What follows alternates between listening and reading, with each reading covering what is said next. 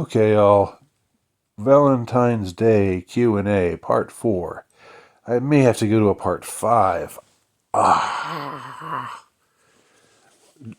So nobody's going to end up watching this stuff, but some people are, and some people are going to enjoy it. So it's all for you guys that I'm doing this. Um, Paul Wright asked, is it okay if I watch Boxing Helena on Valentine's Day in honor of the great Julian Sands, who's been missing in the California mountains since January 13th? I didn't know that. You know, when I saw that movie, I thought it was awful. I thought, like, you know, the the girl was so mean. That was what really bothered me about it. It was directed by David Lynch's daughter, right? That's what I seem to remember. And it was the girl was one of the girls from Twin Peaks. Was it Laura Flynn Boyle? And she was just like just so mean to this guy. Um, but then did he end up cutting her limbs off? It was a weird movie. But yeah, watch it by all means. By all means, watch it. Do you like Red Bull? No, I'm not a. I don't do energy drinks. Just never have. If you had your own brand of cologne, what would you name it? The pheromone that's hard to hold.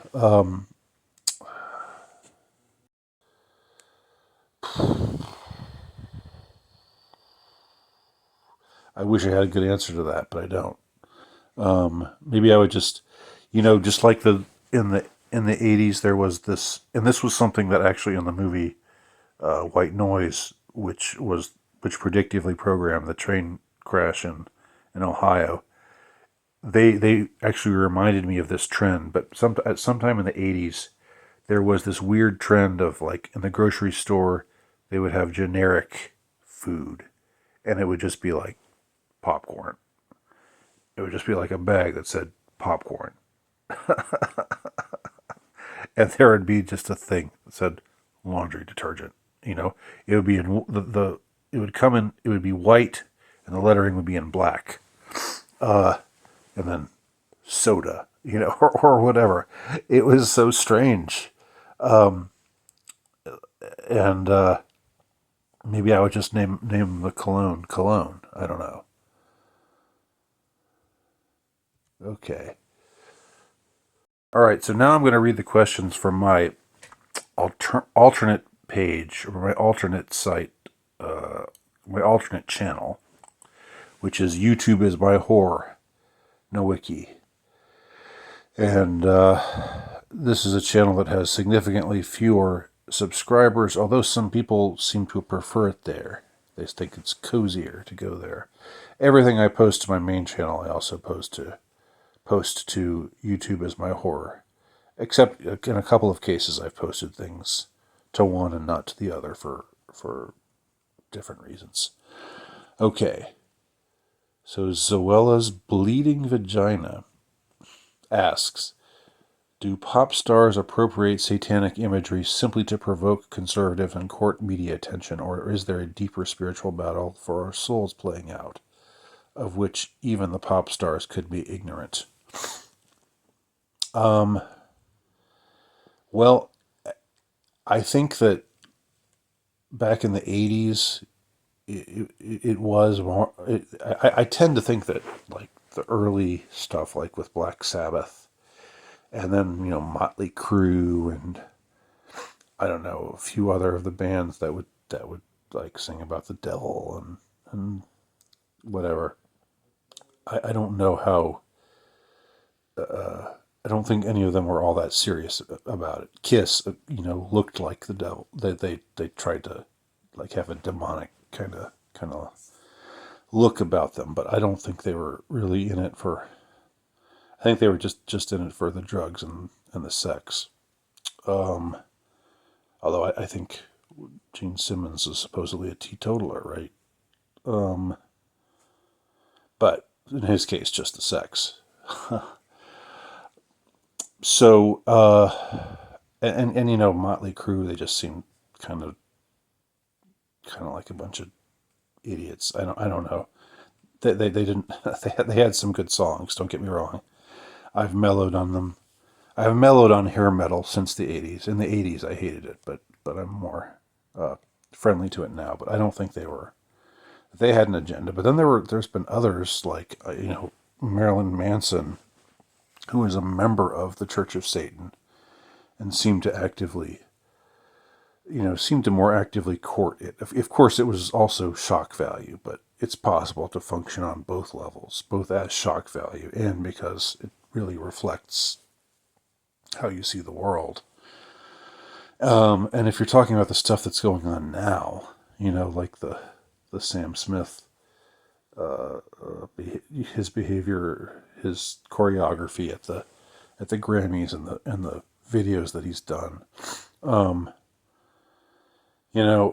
Obviously they do want to provoke, but I think there's also, I tend to think that there is more to it than just provocation.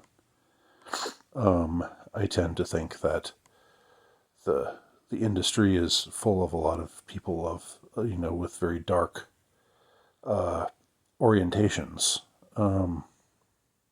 So that's my belief. That's my perspective. I'm not obviously not an insider, so I can't say for sure. But that's my take on it. I don't think it's just like people who say, "Oh well, the Sam Smith thing at the Grammys where he was dressed up like the devil and it was all in red and they were standing in a spirit circle, and the song is called Unholy, and there's all this sexual deviancy in your face, and like the video, there's people pissing, he's getting pissed on, and like, I don't think that's harmless, I just don't. I don't think that's just all, oh, let's just, this is just a gimmick. Let's just see how mad we can make those fundamentalists, because it's not like that. It's not like that anymore. In the '80s, fundamentalists were a much more, they wielded a lot more power than they do now. So you could see how shock value against fundamentalist types, Bible Belt types would be more of like a, fuck the system kind of gesture. But today it just doesn't seem, it seems like it seems like we live in a time where the most shocking thing to do is to be wholesome, really. That's the way you annoy people. That's the way you get people to say, who do you think you are? Is to be wholesome. Oh, how creepy! Look at this creepy bunch of people. They go to church and they don't cuss, and they're polite and respectful and friendly. Just like, I think there's more of an overt hatred and hostility for normalcy now than there was way back when. Good question though. So, well, I also asked, what kind of shoes do you wear? I almost always wear running shoes. New Balance, I think, is a favorite brand of mine. What is a compound preposition? Dr. Hildegard asks, you know what? That's what search engines are for. Go for it. Go to your favorite search engine and find out. Tony Jefferson asks, do you believe that the 1995 Oklahoma City bombing was done by government actors? Yes, I do. I don't know as much about that whole story, but from what I have heard about it, I became red pilled, in the last 5 or 10 years when I looked back at that story and saw some of the glaring inconsistencies in the official story.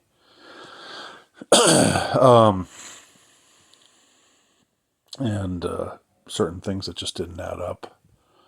Yes, I think it was a false flag. I will say that.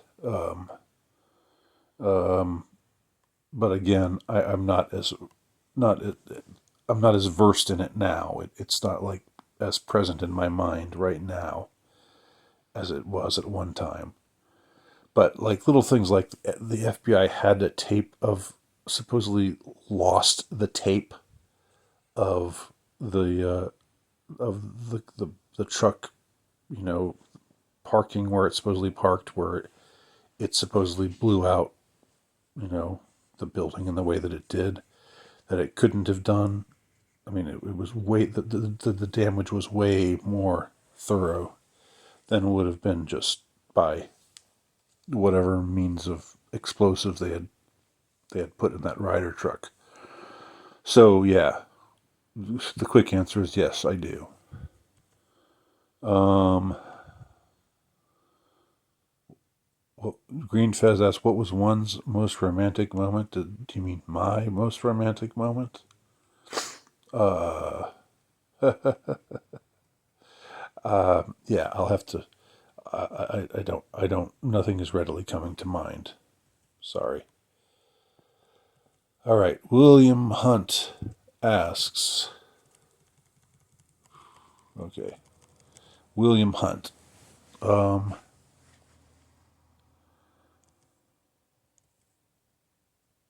Says, is the world actually crazy now? In the sense that a percentage threshold of personality types, that there's too many people of borderline personality types are out there. There probably are more crazy people out there, but I mean, what's made people crazy? That's what you have to ask yourself. I mean, it's a chicken and egg question. Some people are born crazy, but a lot of people are born perfectly sane, but then are put through things that make them crazy. Second question, has COVID killed the Catholic Church, or how big a problem have we got? E. Michael Jones described as catastrophic. I don't think the scamdemic or the so-called virus crisis did any damage to the church that hasn't. It only pointed out what was already readily apparent. I still cannot forgive. I still have a difficult time forgiving the church for the church authorities for just closing up shop, for just making not even making the sacraments available for, in some places in the world, for months and months and months and months on end. You know, people, how, it's like, do you believe in the tenets of the faith that you espouse? If you believe in Catholicism, then you believe that the dispensation of the sacrament of Holy Communion is necessary for the forgiveness of sins, necessary for people's souls. And you're going to just go along with the world. You're just going to let the hysteria of the world sweep you along, and say, well, we don't want to look like we're a stick in the mud. We don't want to look different. You know, we want to show ourselves to be reasonable and take reasonable precautions. I mean, hell, Walmart was open, McDonald's was open, grocery stores were open, but church can't be open. Yeah, even like it's been pointed out, even like liquor stores, and I don't even know if they closed down like you know gentlemen's clubs, but church, that's just it's just irresponsible to go to church when there's this global pandemic going on, and it's so deadly. It's the deadliest thing we've ever seen, that you have to walk. You have to walk this way down the grocery aisle, and then follow the arrow so that you don't come within 6 feet of another person. Of course, you can still get on airplanes and fly, but you have to wear a mask, and even though you're sitting like 2 inches away from the person next to you, it never made any sense. And I think if the church, if and this is me getting on my soapbox, but if the church has not, if we were living at a time of faith, when churchmen had faith, and when the hierarchy of the church actually practiced the faith that they preached or pretended to preach, they would not have closed down all of the churches. I mean, they canceled Easter. They canceled Holy Week. That is unforgivable in my mind. That is unforgivable. I mean, yeah, they said, oh, but we're still having private masses, and you can still watch it. You know, you can still watch it. We'll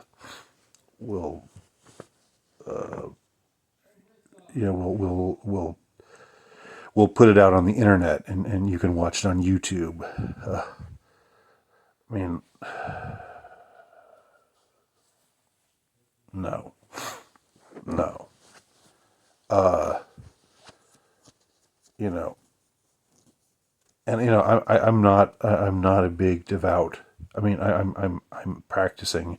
I would like to be devout. I'd like to call myself devout, but in actuality, I'm not actually what you would say. I mean, I'm practicing, but I can't call myself devout. I just don't have that fervor that a devout person has, where it's just automatic. That you go to church, and you get up in the morning, and you immediately pray, and you say your rosary every day on the way to work, or wherever, and I don't know. I'm just not. I've habituated myself somewhat, but not nearly enough to call myself devout. I still do. I do a little bit more than the bare minimum of what a Catholic is supposed to do. Every holy day of obligation, I'm there, and I do some daily masses. But I still thought to myself, they can't possibly cancel Holy Week. They can't possibly cancel Easter. They can't make it so that on Easter Sunday the churches are empty. They can't do that. And guess what? They did that. That to me was just was I felt like a betrayal.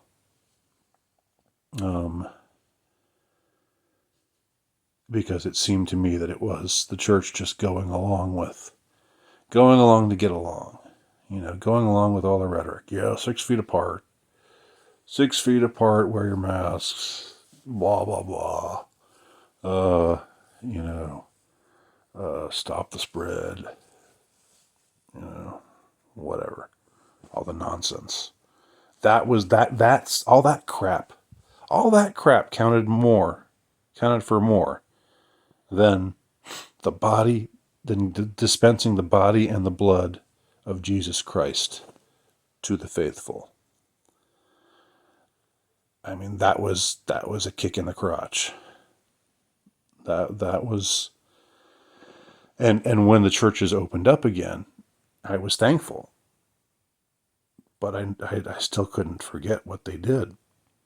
And it wasn't the fault of like all the priests or anything. It was the bishops. It was the bishops pretty much acting in lockstep, and doing the responsible thing, because they didn't want to be targeted. They didn't want to be looked down on. They didn't want to be called super spreaders or whatever. Yeah. So anyway, yeah, the church has got a problem today, but It wasn't. It's not because of uh, whatever that thing was, whatever we want to call it, the scamdemic, the slamdemic. It wasn't because of that. That just revealed the dimensions of the problems, the scope of the problem. All right, I'm going to end now and do one more. Wrap it up next time.